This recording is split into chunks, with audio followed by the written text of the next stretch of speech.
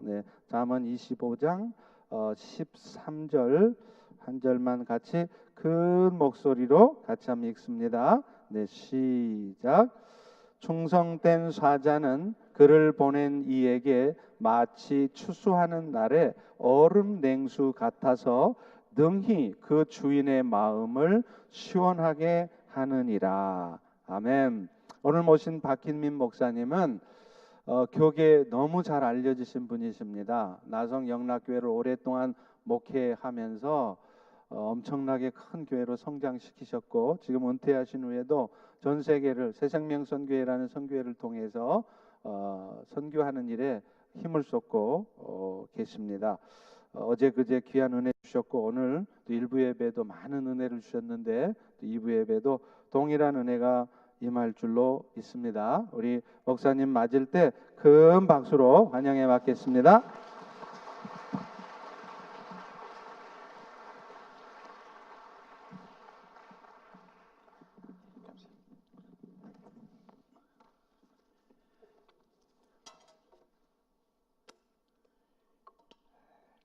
김대영 목사님과 여러 목자들과 성도들이 섬기시는 펠로십 교회에 와서 함께 예배드리며 또 말씀을 나누게 돼서 하나님께 영광 돌리고 또 이렇게 초청해 주신 목사님과 교회 앞에 감사를 드립니다. 교회를 섬겨보면 하나님을 감동시키고 성도들을 감동시키며 세상을 감동시키는 성도들이 많이 있습니다. 이런 성도들이 주님의 마음을 시원케 하는 성도들이라고 생각을 합니다. 그러나 소수지만은 주님의 마음을 아프게 하고 주님의 마음을 섭섭하게 하는 교인도 없잖아 있습니다. 고린도전서 16장 15절 이하를 읽어보면 사도 바울이 고린도 서신을 써보내면서 스데바나의 가정을 소개하고 있습니다. 이 가정은 바울과 고린도 성도들의 마음을 시원케 한 가정이라고 칭찬을 하고 있습니다. 그래서 오늘 본문 말씀을 중심으로 주님의 마음을 시원케 하는 공동체, 주님의 마음을 시원케 하는 성도의 삶이 어떤 것인가 같이 묵상하고 같이 생각해 보려고 합니다. 오늘 13절에 보니까 충성된 사자가 주님의 마음을 시원케 한다고 말씀을 하고 있습니다. 여러분 잘 아는 계시록 2장 10절에도 내가 죽도록 충성하라 그리하면 생명의 멸관을 얻으리라 그렇게 말합니다. 또 잘 아는 고린도전서 4장 1, 2절에도 사람이 마땅히 우리를 그리스도의 일꾼이요 하나님의 비밀을 맡은 자로 여길지어다. 그리고 맡은 자에게 구할 것은 충성이라고 말합니다. 또 우리가 잘 아는 달란트 비유 중에서도 배이익을 남긴 5달란트 종과 2달란트 종을 향해서 착하고 충성된 종아, 내가 정의에 충성했으면 내가 많은 것으로 내게 갚으리니 내 주인의 즐거움에 참여할지어다 칭찬하는 그런 내용을 읽게 됩니다. 또 다니엘서 6장 4절에도 다니엘을 시기 질투하던 방백들이 이 다니엘을 모함하기 위해서 결점을 찾았지만은 너무 충성스러워서 흠을 찾을 수 없었다. 그런 내용의 말씀이 기록됐습니다. 여러분 오늘날도 하나님은 이 충성된 사람을 찾고 계세요. 이 충성된 사람들이 하나님을 영화롭게 하고 주님의 마음을 시원케 하는 사람들입니다. 그렇다면 충성된 삶이 어떤 것입니까? 히브리어로 충성 아마는 참되다, 신뢰한다, 그렇게 될지어다 그런 뜻을 담고 있어요. 우리가 기도한 후에 아멘 아멘 하는데 이 아만이라는 글자에서 유래한 것입니다.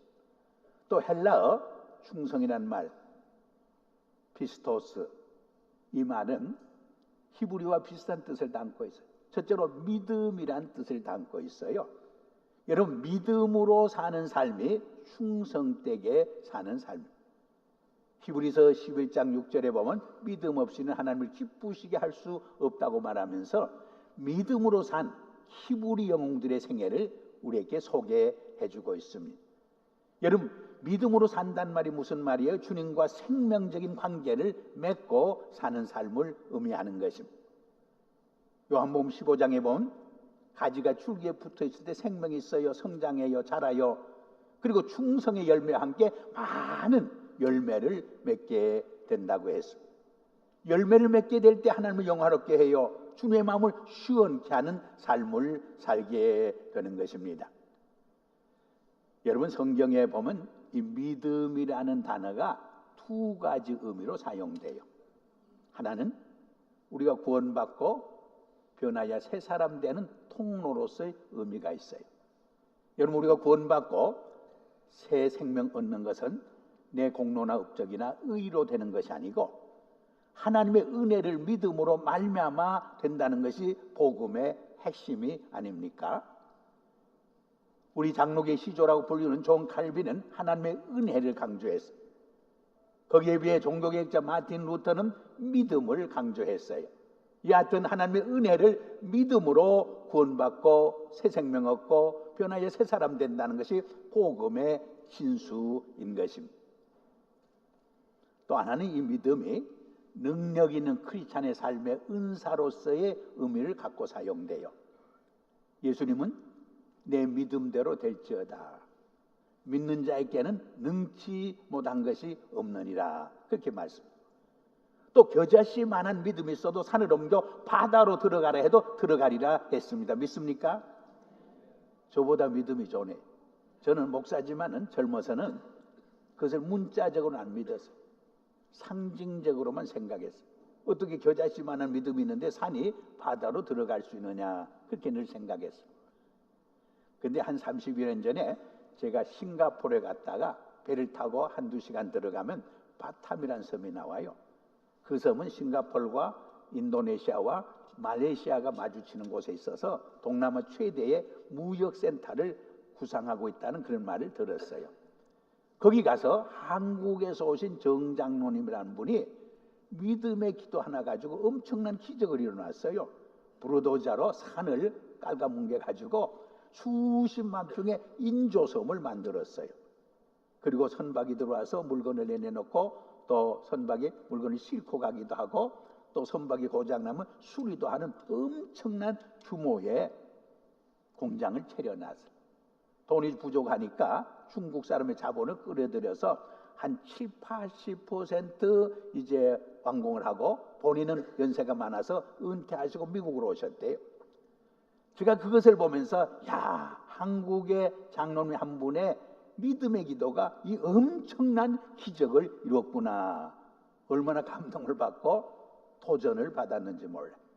그때부터 겨자씨만한 믿음이 있어도 산이 바다로 들어가라 해도 들어간다는 말씀을 문자 그대로 제가 믿게 되었습니다. 그 한경직 목사님에게 젊은 목사님들이 찾아가서 목사님은 한평생 참으로 존경받는 목회를 하셨는데 성공적인 목회의 비결이 무엇인가 좀 말씀해 주세요. 그래서 그때는 목사님이 침묵을 지키다가 이 젊은 목사님들에게 목사님들 예수를 잘 믿으세요. 그렇게 말해요. 너무 심플하고 단순하잖아요. 그래서 좀 심오한 말씀을 듣고 싶어서 이 성공적인 목회의 비결을 좀 구체적으로 말씀해 주세요. 그렇게 또 질문했어요. 여전히 목사님께서는 목사님들 예수를 잘 믿으셔야 합니다. 그렇게 답하세요. 무엇을 말해요? 예수를 잘 믿는 믿음의 생활이 구원받고 새 생명 얻고 새 사람 되는 비결도 되지만은 능력 있는 목회자로서, 능력 있는 사역자로서, 능력 있는 크리스찬으로서 살아가는 비결이 된다. 그런 뜻이 아닙니까? 이 피스토스라는 뜻은 진실하다, 그런 뜻을 담고 있어요. 여러분, 하나님은 성경 읽어보면 거짓을 가장 미워하셔요. 그리고 진실된 삶을 우리에게 원하고 계셔요. 예를 들면 나만이라는 아람의 군대 장관이 있었어요. 이분이 나병에 걸렸어요. 그런데 이스라엘에서 포로로 잡혀온 소녀가 그 가정에 있었는데 그 소녀를 통해서 정보를 얻어요. 이스라엘에 가면 엘리사라는 선지자가 있는데 그분에게 기도를 받으면 병을 고칠 수 있다는 그런 정보를 얻어요. 그래서 임금님의 추천서를 받아가지고 엘리사를 찾아가요. 엘리사가 나와서 인사하고 특별히 안수기도하고 안찰기도하고 해가지고 병을 고쳐줄 줄 알았는데 가지고 간 선물도 다 거절하고 나와보지도 않고 요단강에 가서 7번 목욕하라 그렇게 명을 해요. 나만 장군이 섭섭해서 화가 나서 우리나라에도 요단강보다 더 깨끗한 강이 얼마나 많으냐, 돌아가자 화를 내요. 그런데 신하들이 참 충성스러워요. 주인님, 장군님 믿져봤자 본전인데 순종합시다 그래. 물론 성경에는 믿져봤자 본전이라는 말은 없어요. 그러나 문맥을 읽어보면 그런 내용이에요. 선지자가 더 어려운 질문을 했어도 명령을 했어도 순종하지 않았겠습니까? 근데 왜 이것을 순종하지 못합니까? 그래서 권면해요. 그래서 요단강에 가서 1번, 2번, 3번, 6번까지 목욕했을 때도 기적이 안 나타나요. 7번 완전히 순종했을 때 어린아이 살갗같이 깨끗이 치유되는 기적이 나타나게 된 것입니다. 믿습니까? 그런데 게하서가 그 선물이 탐이 났어. 그래서 그들 쫓아가서 주인이 우리 선생님이 선물을 원한다고 거짓말하고 선물을 받아요. 엘리사가 영적으로 그것을 알아요. 책망해요. 그러자 나만 장군의 문둥병이 나병이 기어사에게 옮기게 됩니다. 여러분 너무 가혹하잖아요. 초대교회가 성장 붕할 때도 많은 사람들이 자기 재산을 바쳐서 하나님께 바쳐요.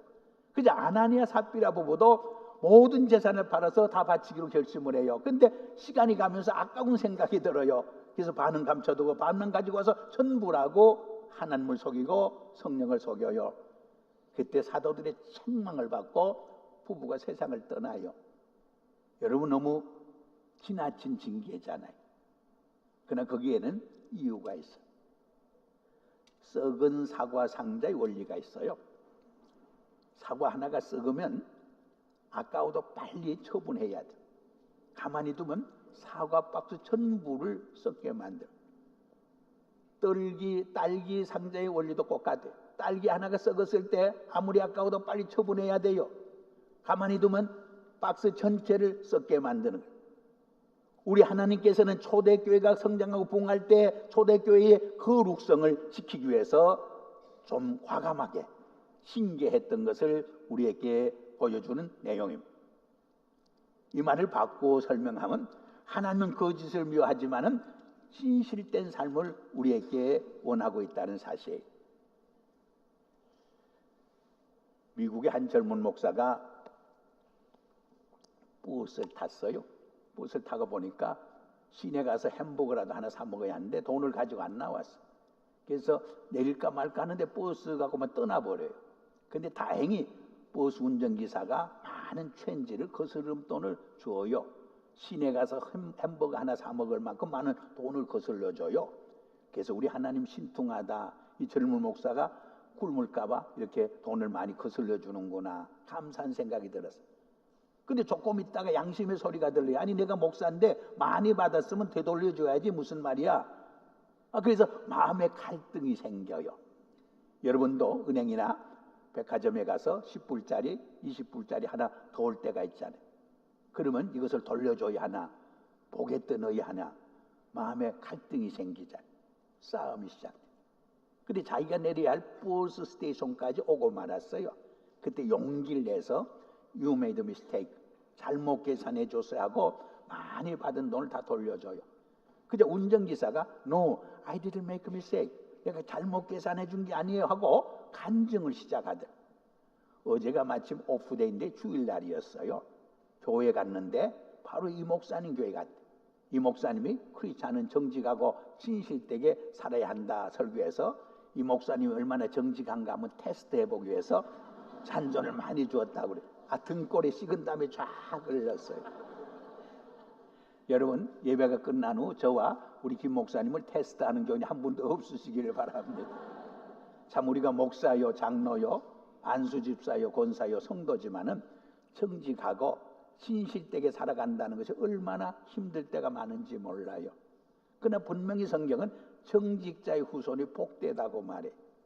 여러분 일시적으로 부정을 행했다가 수지 맞는 줄 알았는데 들통이 나서 재판받고 감옥 가는 일이 얼마나 많아요. 저는 우리 코리안 아메리칸들이 참 정직한 백성들이다 이 코리안 아메리칸의 기술과 상품은 정말 신뢰할 만하다, 믿을 수 있다는 말을 들을 적에 정말 미국 사회에서 영적 임팩트를 줄 수 있는 창조적인 소수자로서의 삶을 살아갈 수 있게 된다고 믿습니다. 이 피스토스란 말은 문자 그대로 충성이란 뜻을 담고 있어요. 이 충성은 뭐냐?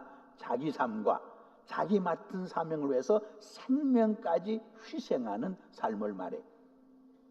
저는 9.11 테러 사건 때 뉴욕의 이 쌍둥이 빌딩이 비행기 폭격을 받고 불탈 때 잊을 수 없는 장면이 늘 머리에 떠올라요. 그게 뭐냐?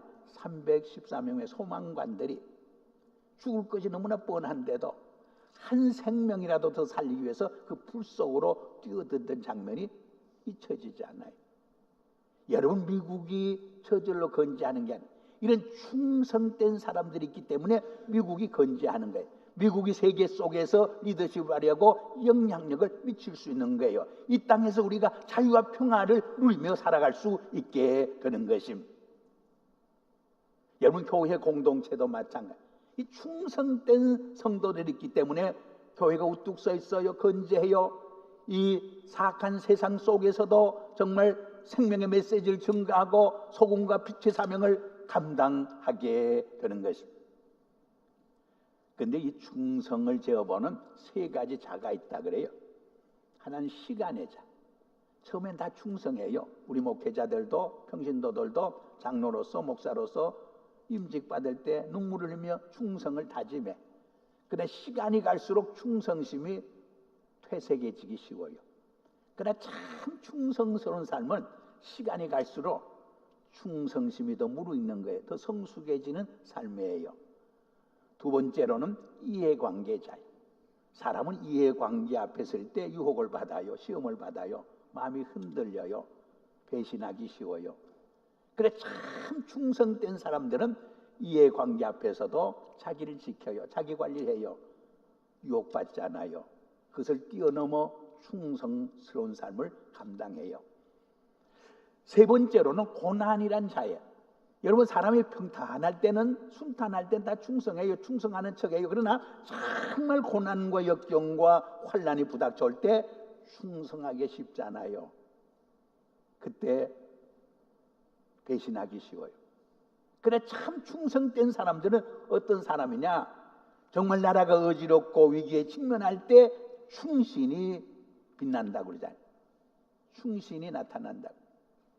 여러분, 교회도 마찬가지. 정말 교회가 위기에 처했을 때, 어려울 때 교회를 지켜요. 이분들이 충성된 사람들이에요. 정말 힘들 때도 십자가를 지고 주님을 따라가요. 이런 사람들이 충성된 하나님의 사람들. 이런 사람들이 주님의 마음을 시원케 하는 성도들인 것입니다. 두 번째, 여기 보니까 우리를 보내신 이의 뜻을 순종하는 사람들이 주님의 마음을 시원케 한다고 그래요. 제가 교회를 오랫동안 섬겨보면은 세 종류의 성도들이 계신다, 그런 생각이 들어요. 하나는 자기중심적으로 신앙생활하고 교회를 섬기는 분이 있어요. 자기 기분에 맞고 자기 생각에 맞으면 열심히 섬겨요. 열심히 봉사해요. 헌신해요. 그러나 자기 기분과 생각에 맞지 않으면 섬기지 않아요. 원망하고 불평해요. 이분들은 복음을 믿는 사람들이 아니고 내가 복음을 믿는 사람. 이 내가 복음을 믿는 사람들이 하나님의 영광을 가려워요. 공동체를 어렵게 만들어요. 다른 사람에게 상처 주지만 자기도 상처를 결국 받게 돼요. 두 번째로는 다른 사람 중심적으로 믿음 생활하고 교회를 섬기는 분들이 있어요. 참 좋은 것 같은데 다른 사람은 너무 의식하고 눈치를 보다 보니까 그 믿음과 섬김이 형식적이고 의식적이 되기 쉬워요. 예수님이 가장 미워하고 질책했던 바리새인들의 이중적이고 위선적인 삶으로 빠져들기 쉬운 거예요. 그리고 세 번째로는 정말 주님 중심으로 교회를 섬기는 분이 있어요. 이런 분들이 하나님의 영광을 드러내요. 주님 마음을 시원케 하는 성도들이에요. 요한복음 4장 34절에 보면 예수님이 이런 고백을 해요. 나의 양식은 나를 보내신 이의 뜻을 순종하고 일을 이루는 것이라, 그런 고백을. 예수님이 십자가를 앞에 놓고 할 수만 있으면 이 자리 내게서 지나가게 하소서. 그러나 내 원대로 마옵시고 아버지의 원대로 되어지다. 아버지 뜻에 자신을 처복종시킴으로 하나님의 영광을 드러내요. 하나님의 인류 구속의 성업을 성취해요. 그리고 자기 자신도 하나님의 우편에 하는 영광을 누리게 되는 것입니다. 우리도 마찬가지. 나를 보내시고 우리를 보내신 하나님의 뜻을 분명히 이해하고 그 뜻을 지키고 순종하며 살아갈 때 하나님을 영화롭게 해요. 주님 마음을 시원케 해요. 궁극적으로 나도 복을 받는 성공적인 인생을 살게 돼요. 하나님이 나를 복의 근원이 되게 하셔요. 축복의 통로로 사용해 주셔요. 내가 생각하는 이상으로 나를 걸작품 인생으로 빚어 가시게 되는 것입니다. 그리고 그 다음 구절에 보니까 추수하는 날에 초점을 맞춰 사는 성도들이 주님의 마음을 시원케 하는 성도들이에요. 이 추수하는 날은 하나님 앞에서 내가 평가를 받는 날을 말해요. 쉽게 말해서 심판받는 날을 말해요. 우리 크리스찬의 삶은 내 기분과 내 생각과 내 지식을 따라 사는 삶이 아니에요. 하나님 앞에 설 때 내가 어떤 평가를 받을 것인가, 하나님 앞에 설 때 내 삶이 어떤 심판을 받을 것인가, 여기에 초점을 맞춰 인생을 사는 삶, 선택하고 결단하는 삶이에요. 여러분, 시험 치는 날이 공부하지 않은 학생들에게는 시옥의 날, 욕보는 날이에요. 벌 받는 날이에요. 징계를 받는 날이에요. 심판받는 날이에요. 그러나 공부를 열심히 한 학생들에게는 그날이 축복의 날이에요. 영광의 날이에요. 상급받는 날이에요. 자기가 인정받는 날이에요. 구약에 보면 요셉이라는 인물이 등장해요. 예수님의 모형이라고도 말해요. 그 요셉은 둘이 꿈꾸는 자였어. 별명이. 그 꿈 때문에 형제들이 시기 질투심을 받아요.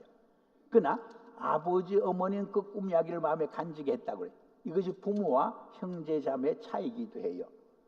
그리고 하루는 아버지가 저 세겜에서 양을 치는 형들을 좀 가서 보고 오라고 심부름을 시켜요.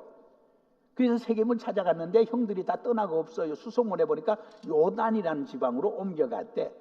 요단을 찾아가요. 형제들이 보고 있다가 저기 꿈꾸는 자가 온다, 두리모가 온다 그러면서 한 형제 중에 하나가 저놈을 이 차에 죽여버리고 말자 그래요. 근데 유다의 의견은 죽여서 무슨 유익이 있느냐, 차라리 애굽 상인에게 팔아넘기자 해서 팔아넘겨요. 그래서 보디발의 집에 가서 종살이해요.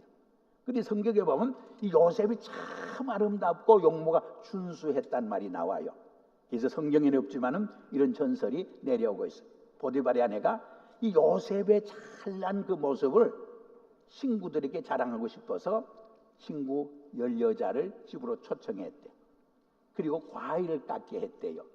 그리고 그 잘생긴 그 요셉이 그 과일을 깎는 순간 착 문을 열고 들어오도록 타이밍을 맞췄어요. 요셉이 들어오는 순간 10여자가 과일 깎다가 다 손가락을 베고 말았대. 귀 힘든 자는 들을지어다. 그때 보디발의 아내가 이런 말을 했대요. 너희들은 요셉을 한 번 쳐다보고 손가락을 다 베는데 나는 매일 바라보면서 견딜 수 없다고 고백을 했대. 이 집요한 여인의 유혹을 젊은 청년 요셉이 어떻게 이길 수 있었어요? 아줌마는 제 타입이 아니에요? 아줌마는 제 스타일이 아니에요? 하고 물리쳤어요? 아니잖아요. 성경을 깊이 읽어보면 내가 하나님 앞에서 어떻게 득죄하려, 범죄하려, in the sight of God, in the presence of God, 이 하나님 앞에서 내가 어떤 평가를 받을 것인가, 그 믿음이 그에게 있었어. 이것을 신학적으로 호람데오의 신앙이라고. 우리 한번 따라갈까요? 호람데오의 믿음으로 살아갑시다. 호람데오의 믿음으로 살아갑시다. 하나님 앞에 설 때 내가 어떤 평가를 받을 것인가, 이 믿음으로 살 적에 우리는 유혹을 이길 수 있어요. 승리할 수 있어요. 주님을 영화롭게 할 수 있어요. 주님 마음을 시원케 하는 인생을 살아갈 수 있어요. 이 일로 요셉은 억울한 누명을 쓰고 감옥에 가요. 그렇지만 하나님은 그를 버리진 않아요. 창세기 39장 2절에 보면 요 하나님이 함께함으로 요셉이 형통했다. 이 말이 한 번만 나오지 않아요. 여러 번 창세기에 반복돼요. 정말 여호와 하나님께서 함께함으로 애굽의 명총리가 되자. 흉년으로 수백만 명이 죽을 수밖에 없는데 그들을 구원해낸 살려내는 명총리가 되자. 위대한 지도자가 되잖아요. 우리가 성경을 읽어보면 하나님이 이러한 요셉을 위로하기 위해서 두 아들을 선물로 줘요. 창세기 41장 51절과 52절에 기록되어 있어요. 므낫세라는 아들. 그 뜻은 God has made me forget all my trouble. 나의 모든 과거의 고통을 잊게 했대. 므낫세라는 아들을 얻음으로. 두 번째로는 에브라함이라는 아들 또 하나 주셔요. 그 뜻은 무엇이냐? God has made me fruitful in the land of my suffering. 내가 고난당하는 이방 땅에서도 풍성한 열매를 맺게 하셨다는. 정말 요 하나님께서 요셉과 함께함으로 이러한 모든 고난을 잊게 하시고 오히려 이방 땅에서도 풍성한 열매를 맺게 하는 축복을, 은총을 누리게 하신 것입니다. 그리고 마지막으로 보면 여름의 얼음 냉수와 같은 삶을 사는 사람들이 주님의 마음을, 주인의 마음을 시원케 한다, 그렇게 말해요. 여러분 이스라엘에 가면 헐몬산이라는 산이 있어요. 이 산은 여름에도 산 위에 얼음이 녹지 않고 있고 눈이 쌓여 있어요. 그것이 이제 녹아내리면서 정말 그 물은 얼음 냉수가 되어서 지나가는 나그네의 목마름을 해갈시켜주고 추수한 일꾼들의 그 갈증을 해갈시켜주는 얼음 냉수가 되는 거예요. 근데 여러분 얼음 냉수가 되기 위해서는 얼음이 녹아지는 희생이 지불돼야 해요. 우리 예수님께서는 십자가상에서 자기 생명을 온전한 제물로 바치심으로 희생함으로 온 인류의 갈증을 목마름을 해갈시켜주는 얼음 냉수가 되어주셨어요. 예수님이 십자가에 못 박혀 돌아갈 때 로마 군병이 창으로 옆구리를 찔러요. 그때 보혈도 쏟아져 내리지만 물이 쏟아져 나와요. 그것은 인류의 생수가 되시고 얼음 냉수가 되어주시는 예수님을 상징하고 예표하는 거예요. 요한복음 4장에 보면 사마리아 우물가 여인과 예수님이 대화하는 장면이 있어. 이 물을 마시는 자는 또 목마르지만은 내가 주는 물을 마시는 자는 영원히 목마르지 아니하리라고 말해. 요한복음 6장에도 나는 하늘로서 내려온 떡이요 음료라고 말해. 이 떡을 먹고 이 음료를 마시는 자는 그 속에 영원한 생명이 있다고 말해. 그러나 이 떡과 음료를 마시지 않는 자는 그 속에 영원한 생명이 없다고 말해. 이러한 주님은 제자들과 우리를 향해서도 뭐라고 말씀했어요? 나를 따라오려거든 자기를 부인하고 제 십자가를 지고 나를 쫓을지니라. 무슨 말? 우리도 주님처럼 자기 십자가를 지는 희생이 있을 때 많은 사람들의 갈증을 해갈시켜주는 얼음 냉수와 같은 인생을 살아갈 수 있다는 것을 말하는 거예요. 이야기 안 하고 말씀을 맺겠습니다. 저와 함께 부교육자로 동역을 하다가 남가주 동신교회 가서 12, 13년 동안 담임 목사로 섬기시다가 한 4, 5년 전에 한국의 포항중앙교회 담임 목사로 가서 섬기는 손 목사라는 분이 계셔요. 저를 불러서 집회를 해달라고 해서 몇 년 전에 갔어요. 그 교회 가서 들은 이야기인데 오래전에 교회당을 건축할 때 있었던 실화예요. 안만순이라는 할머니, 70이 넘은 할머니가 한 분 계셨어요. 너무 가난하게 일평생 살아왔어. 남에게 천대받고 남에게 무시당하고 상처받고 가난하게 살아왔어. 평생 소원이 손에 100만 원 한 번 쥐어봤으면 좋겠다 하는 소원이 있었는데 한 번도 100만 원도 쥐어보지 못해. 한 1000불 정도도 안 되는데. 근데 한 번은 목사님의 설교를 듣다가 하나님이 지혜 주셨어요. 아, 소원만 하지 말고 행동으로 실천으로 옮겨야 되는구나 하는 지혜가 생겨. 적금을 들었어. 몇 년 적금을 들고 보니까 100만 원을 처음으로 은행에서 타서 손에 쥐었어. 막 하늘을 날 것 같아. 얼마나 기쁘고 행복한지 모르겠어요. 그래서 평생 입어보고 싶었지만 입어보지 못한 한복 한 벌 사 입기 위해서 한복 가게로 달려갔어요. 근데 너무 할머니가 누추하고 홈레스처럼 냄새나고 하니까 사람 취급을 안 해. 말을 해도 대꾸도 안 해. 인간 취급을 안 해. 그 상처를 받아. 그래서 할 수 없이 백을 열어서 은행에서 탄 새 돈 100만 원을 착 보였더니 주인이 180도로 태도가 달라져. 애교를 부리면서 자꾸 팔려고 그래. 그러나 이미 마문이 닫혀서 아이 쇼핑만 하고 옆 가게 가서 반지 끼워보고 시계차 보고 또 아이 쇼핑만 하고 또 옆 가게 가서 구두 신어보고 하다 보니까 하루가 나갔어. 빨리 집으로 돌아가야 되겠다고 막 발걸음을 재촉하는데 성령이 자꾸 감동을 줘. 교회로 집으로 본인은 가고 싶은데 교회로 발걸음을 옮기게 하는 거예요. 그 당시 교회가 건축 중이었어요. 그 사무실에 가서 사무장을 만나서 목사님 만나러 왔다니까 오늘은 목사님이 안 나오신다니까 내려오라고. 막무가내 만나고 가야 된다. 근데 신기한 것은 목사님이 교회에 들리지 않게 됐는데 들렸어. 옥신각신하는 할머니를 자기 방으로 모셔갔어. 봉투 하나 꺼내 넣더니 자기가 인생을 살면서 가난하게 정말 천대받고 무시당하고 상처받으며 살아온 그 스토리를 쫙 늘어놓는. 저도 목회할 때 신방을 종종 해보면 연세 많은 노인들은 참 고독하셔. 외로워요. 담임 목사를 만나면 할 이야기가 많아. 그래서 이야기를 한번 꺼내면 대동아 전쟁 때부터 6.25 전쟁 때부터 이제 제가 너무 바빠서 다 들을 수 없으니까 미국 이민 오신 때부터 좀 이야기하라고. 그런데도 70년대 80년대부터 또 이야기하는 분이 있어요. 그러면 제가 그것도 너무 기니까 2000년부터 시작하자. 얼마나 이야기가 많은지. 근데 들어보니까 50분을 그만하라고 할 수도 없어서 50분을 들어준 거야. 너무 가난하게 참 고생하면서 굶으면서 인생을 살아오신. 근데 자기는 원치 않는데 성령님이 교회 건축 헌금하라고 해서 왔다. 목사님이 들어보니까 받을 만한 돈이 안 돼서 할머니께 돌려주는데 할머니 또 목사님께 그러면 서너 번 왔다 갔다 해요.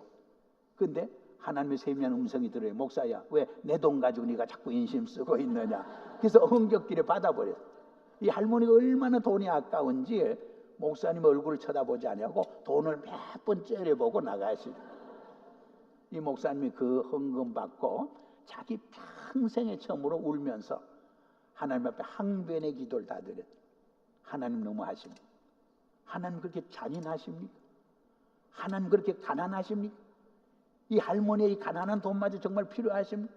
내가 차라리 100만 원을 내는 게 낫지 이 100만 원의 헌금을 받는 것이 너무나 괴롭습니다. 고통스럽습니다.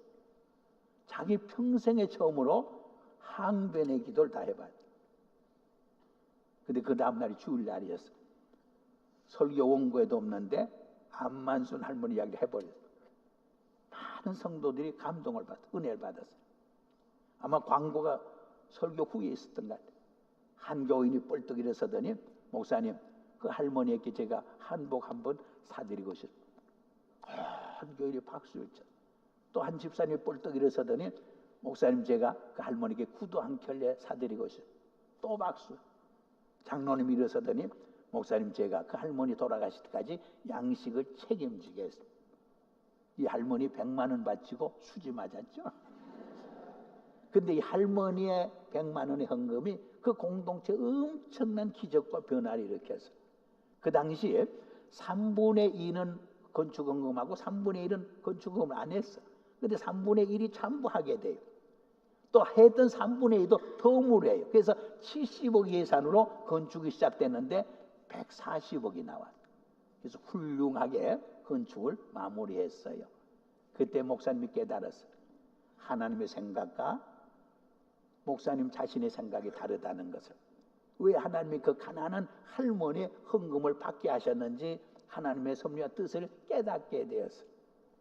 사랑하는 여러분, 안만순 할머니와 같은 여러분 한 분 한 분의 헌신을 통해서 이 공동체 기적이 일어나고 변화의 역사가 일어나고 그 변화의 물결이 우리 워싱턴과 미국을 새롭게 하는 놀라운 역동적인 역사가 나타나길 바랍니다. 말씀을 맺습니다. 저는 교회는 세 종류의 교회가 있다는 그런 생각. 3M으로 표현해요. 하나는 뮤지엄이 된 교회, 박물관이 된 교회가 많아요. 서양에 가면 엄청난 교회 건물이 있어요. 웅장한, 텅텅 비어 있어요. 생명력이 사라졌어요. 박물관, 뮤지엄이 되어 있어요. 수만 명, 수천 명 모이지만은 메인테넌스, 현상 유지에 급급한 제도화된 교회들이 대부분에 너무나 많아요. 생명력이 없어요. 수에 상관없이 말씀과 성령의 역사 속에서 생명의 무브먼트가 일어나는 역동적인 공동체가 있어. 이런 공동체가 생명을 살리고 세상을 변화시켜가고 하나님을 감동시키고 주님의 마음을 시원케 하는 공동체라고 믿습니다. 우리 펠로시교회가 이런 공동체가 되기를 주임으로 축복합니다. 기도하겠습니다. 아버지 하나님 감사합니다. 이렇게 아름다운 공동체를 세워주셨는데 목사님과 모든 재직들 성도들 이 10월장에서 정말 마지막 시대의 이 교회를 통해서 이루어가는 하나님의 위대한 구속의 역사와 선교의 비전을 이루어가는 생명력이 넘치는 역동적인 공동체가 되게 하여 주시옵소서. 예수님 이름으로 감사하며 기도하옵나이다. 아멘.